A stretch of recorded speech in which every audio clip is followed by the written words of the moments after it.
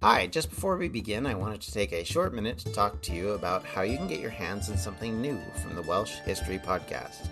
Thanks to TeePublic, we have a new online store. From t-shirts, stickers, hats, and everything in between, you can find them there, so have a look around, and you can do that at TeePublic, that's T-E-E public.com/stores/Welsh-history-podcast. Thanks, everybody, and on with the show.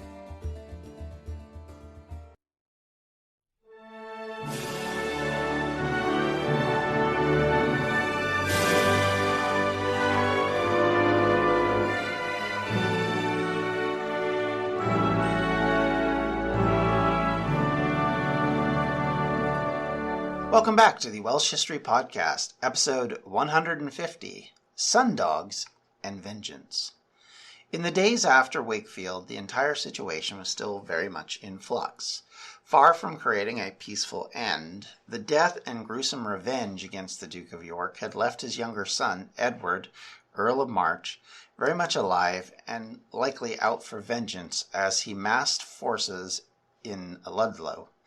Edward was 18 years old, and even at that age, was considered a very tall and large person. He was 6'4", a considerable height and presence.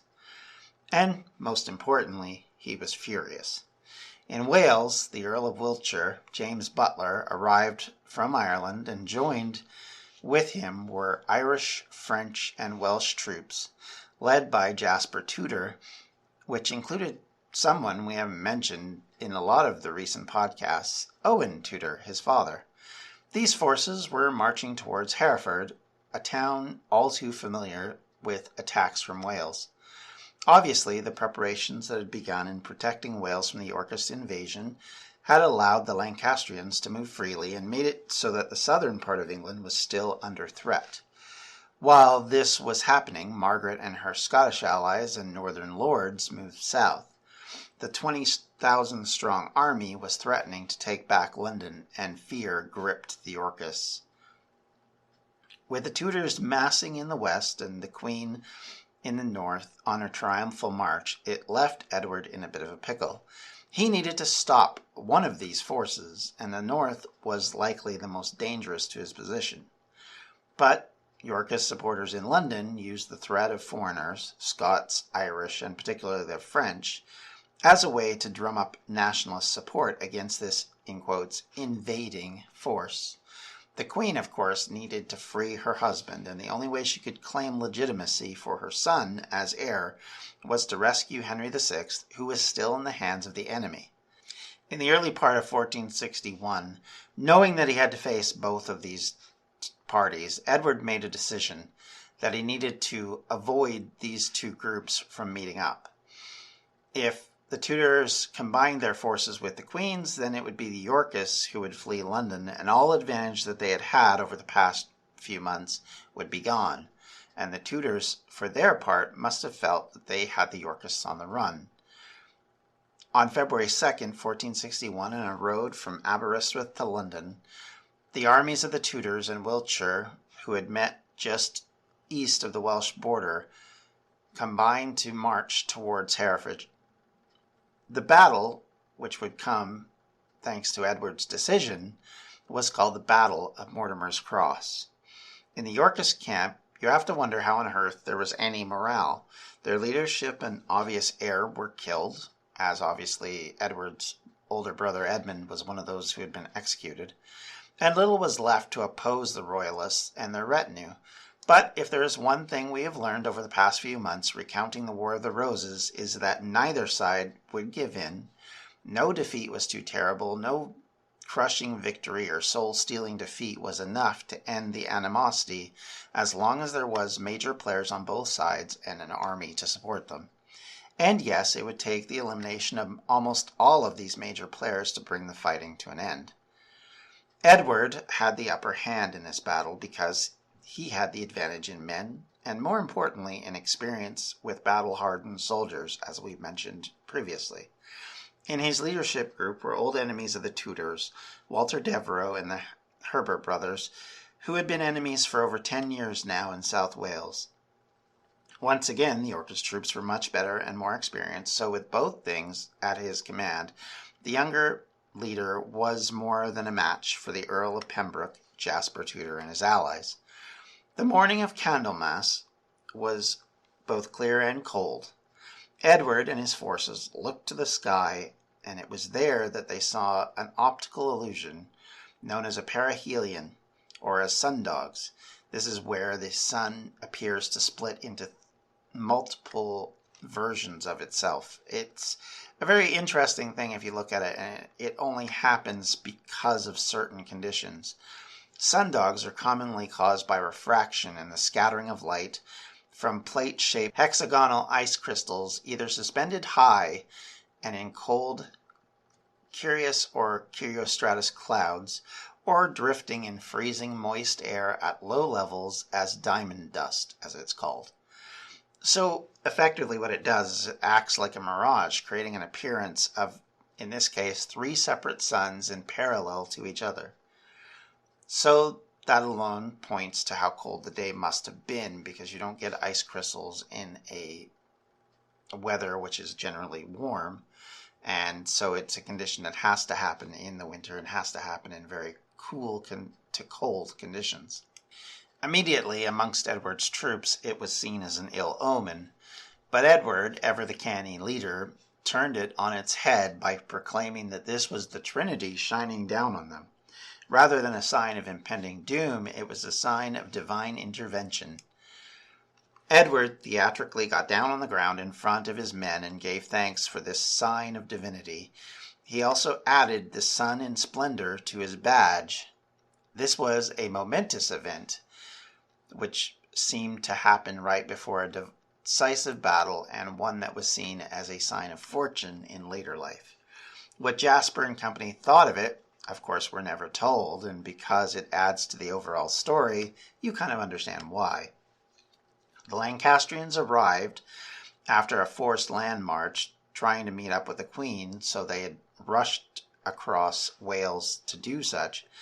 Thus they were ill-prepared for battle, not well rested, and, while not necessarily exhausted, they would be worn down after all this marching in the middle of winter months through the valleys and mountains of mid-Wales. Meanwhile, the Yorkists were well provisioned and rested. This allowed them to determine the location of the battlefield and all the advantages needed. The two sides collided as the combined royalists marched towards Hereford, and the mercenaries in the Wiltshire forces on the right made immediate progress as Jasper tried to hold the middle against Edward. Unfortunately for the Tudors, Owen and his left flank started to collapse, as the 60-year-old elder statesman was unable to hold against the archers. The Yorkist strategy was to set up archers on the front row to attack with the advantage of the high ground that they had held, and they were able to strike at will at the front ranks of Owen's troops. The footmen leading the charge were not as well armored, and because of the hail of arrows were sent them either to take flight or to their deaths. Then, as the arrows ended, Edward ordered his forces to charge that flank. At that, Owen's troops completely crumbled. With Edward breaking through on the left, the rest of Jasper's line started to crumble, and he and his allies were then in a state where they were forced to flee. It is estimated that the Tudors lost 4,000 men in the battle, and worse yet, Owen Tudor was captured along with a number of nobles, and they were taken to Hereford and immediately executed. Edward was in no mood for clemency, or possibly using Owen as a bargaining chip. He wanted revenge for the death of his father and brother, and this old man was a symbol of that vengeance. So in February 1461, Owen Tudor, former husband to the Dowager Queen of England, had his head chopped off and put on a spike at Hereford. Mortimer's cross had one lasting effect on this war. The idea of only punishing the nobles was now over. The men under Edward butchered as many of the opposite soldiers as they could. Few were spared, and the death toll here was around the same number as in all of the previous battles put together. The escape of Jasper and the Earl of Wiltshire may have been a point of concern for Edward, but worse for him was that the Lancastrian side continued to move south, so Edward could not influence the next major battle in the way that he may have wanted to. Jasper, for his part, fled back to Pembroke, beaten once again by his Yorkist enemies, defeated by men who killed his brother and now had executed his father. He was the only survivor of the Tudor clan, which meant he was now the only protector of his nephew, the 4-year-old heir, Henry. In a letter to his kinsman, Roger Pulston, dated February 25th, 1461, he expressed his anger over what had happened, saying, "And suppose that ye have well in your remembrance the great dishonour and rebuke that we and ye now late have by traitors March and Herbert, with their affinities, as in putting my father, your kinsman, to death, and their traitorous demeaning." Needless to say, Jasper was making it very clear to Roger, who at the time was in charge of Denbigh Castle, what he thought of these Yorkists and what they had done. He went further to ask for additional assistance. "We purpose with the might of our Lord, and the assistance of you and our other kinsmen and friends, within a short time to avenge. With your good advice therein, we pray you to ascertain us in all haste possible, as our especially trust is in you." So Edward's revenge had created a different layer of bloodlust, as now Jasper wanted revenge and was seeking vengeance himself. The Battle of Waterloo was one of the most famous turning points in world history. But what happened next? My name's David Montgomery, and I'm the host of The Siècle, a history podcast that tackles exactly that. Join me as I cover France's overlooked century in between Napoleon and World War I. The Siècle, spelled S-I-E-C-L-E, is part of the Evergreen Podcast Network and can be found wherever you get podcasts. Coming up on 5 Minute News, I'm Anthony Davis.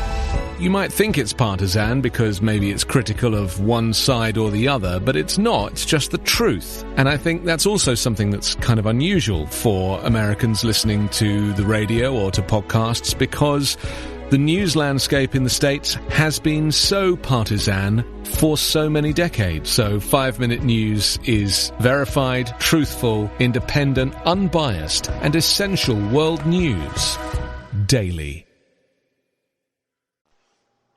And unfortunately for Jasper, it would be a revenge that would only come after Edward was dead, and after much of the world had changed dramatically. But nonetheless, Jasper was obviously furious.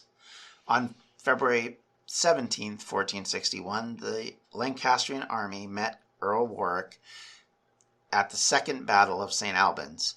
It had been 2 weeks since the Tudors had been defeated, but it had allowed the Queen time to move her forces down and intercept Warwick before he could meet up with the young Edward. Warwick had brought Henry VI with him, whether as a bargaining chip or to give his side a sense that they were loyalists fighting traitors. We're not entirely sure. The battle this time was both larger in scope and saw Warwick get flanked by the Lancastrians as they forced him out of Dunstable. The Yorkists, as had happened previously to the Lancastrians, suffered a loss of firearms due to damp conditions that had rendered their gunpowder useless. After hours of battle in the town and countryside, the Yorkists were in full retreat south. Warwick fled, leaving King Henry alive and back in the hands of his wife. It was said that Henry was found, protected by a pair of Yorkist knights, singing to himself. Signs that Henry was not capable of carrying on any sort of fight were pretty obvious at this stage. Prince Edward, now officially the Crown Prince once more, was knighted by his father, as were several others who had fought for the Lancastrians. Even as this victory, it was not without problems. After pillaging their way to London, Queen Margaret and her forces were barred entry by the people of London, who were solidly in the Yorkist camp. This led the Queen, with no easy access to the city and continued animosity of the people there, meant that she had to remove herself, and the idea of a siege was effectively out of the question. The loss of Tudors' forces at Mortimer's Cross and the hostility of London to the royal party meant that simply taking back control would be impossible for the Queen. She had to move north. Also, her Scottish allies had already started deserting with their plunder. So instead of Margaret, it was Warwick and Edward who on March 2nd were the first ones to enter London and were met with joy by the city's population, a sign that things were spiraling out of the Lancastrian hands. Having lost possession of the king, but in remaining in control of the most important city in the kingdom, the Yorkists were left with very few good options. First, they could negotiate with the Queen, a very unlikely prospect now. Second, they could declare their own candidate in much the way Henry IV overthrew Richard II. It should come as no surprise that the Yorkists made the second choice. Edward was proclaimed Edward IV, the true King of England. This meant that the only way this could now end would be with the death of a king, or at the very least one side being deposed. The Lancastrian forces were in retreat to the north and west, so if the Queen wanted to see her son on the throne, the other King of England would need to be removed. The victory at St. Albans had the opposite effect, as the Yorkists were now the ones who were emboldened, while the Lancastrians were the ones now caught on the back foot. The Lancastrian lords began to call in favors. Men like Jasper Tudor, as we pointed out, reached out to various relations to gain their trust and obedience in this time of chaos. They needed to regroup fast, otherwise things would go wrong and spiral out of control in short order. The Queen called her allies to join her and her son, so the men from North England, Wales, and Scotland once again gathered. Estimates range that is possibly as high as 30,000 men joined her in York to repel the armies of Edward IV, who were coming north and had about 20,000 men. Prior to the battle, Edward offered an amnesty to any Lancastrian supporter who renounced Henry. This was done mostly to try and win over the common people, as Edward gave no such offer to the nobility. As you can imagine, if you're in the nobility on either side, your lot is already cast, and little will change that.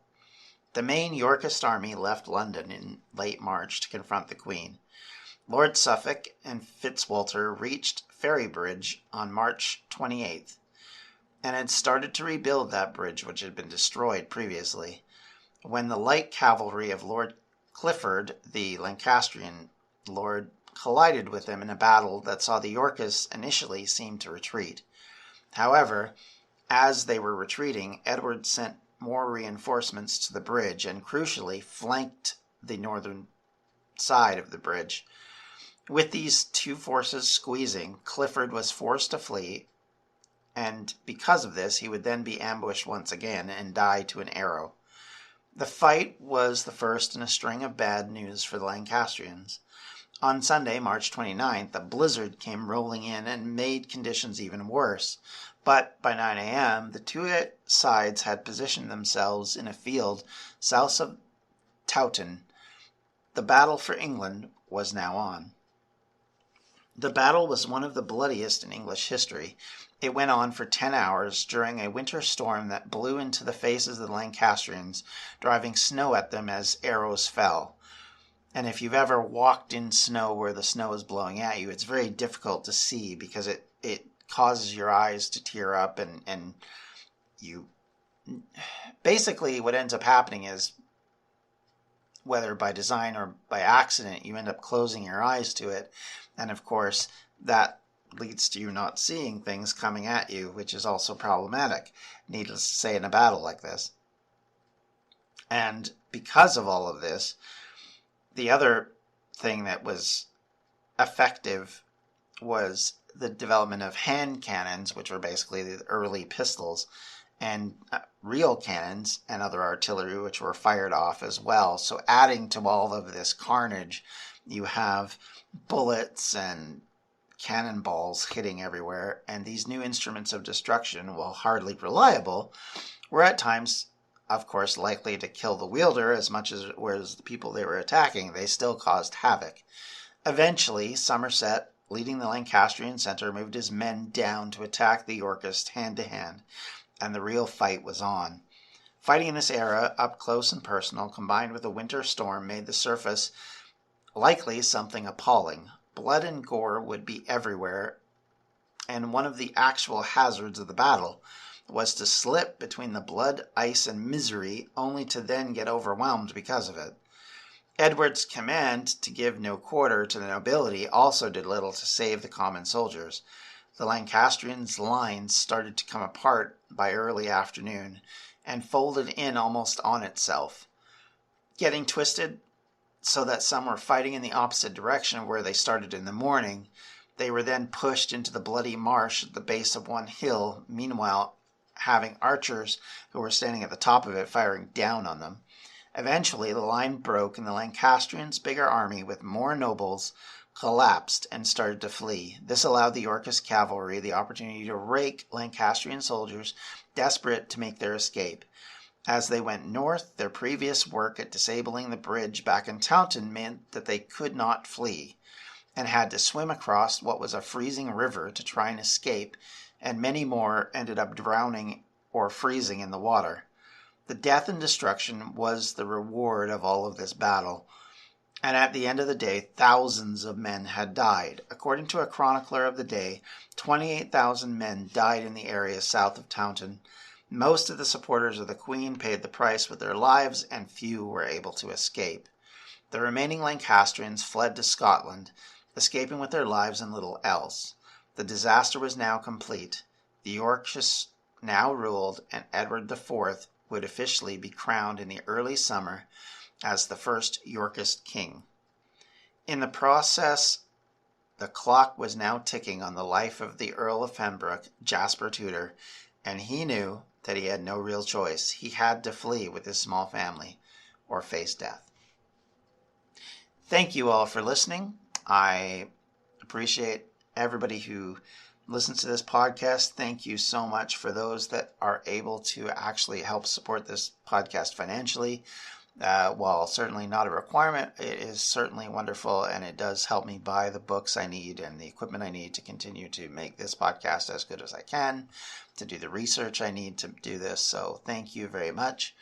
If you have any comments, questions, or concerns, you can always reach me at the Welsh History Podcast at gmail.com, or on Twitter at Welsh History Pod, or on Facebook at facebook.com/Welsh History Podcast. And if you'd like to become a member of our Patreon community, you can do that at the patreon.com/Welsh History. Thank you, everyone. Thank you so much for listening. Have a great day. Take care. Bye-bye.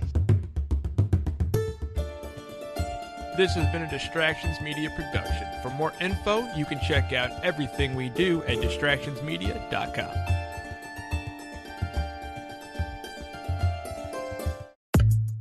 I'm Daniel Norcross. And I'm Rory Dollard. And between us, we are England Cricket on 99.94.